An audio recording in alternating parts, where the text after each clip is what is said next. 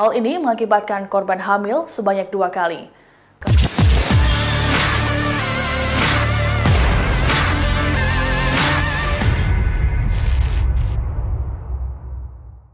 Polda Jawa Timur mengungkapkan tersangka Bribda RB menjalin hubungan asmara dengan korban NW pada 2019 silam.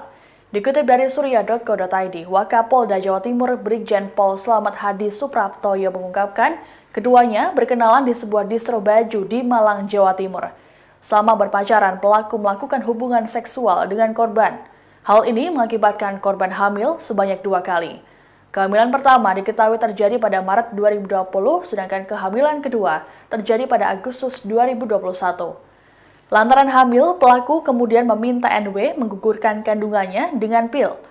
Kandungan pertama digugurkan saat janin berusia hitungan minggu di kos korban di Malang, Jawa Timur. Sedangkan kandungan kedua digugurkan saat janin berusia 4 bulan di sebuah tempat makan di kawasan Mojokerto, Jawa Timur.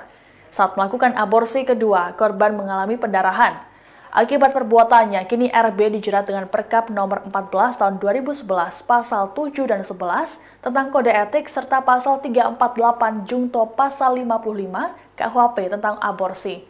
RB kini telah ditahan oleh Polres Mojokerto untuk tindak lanjut proses hukum. Ia diketahui merupakan anggota aktif Polres Pasuruan.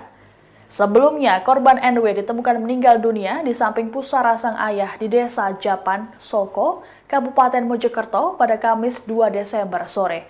Diduga kuat NW tewas seusai menenggak racun yang dikemas dalam wadah botol minuman kemasan.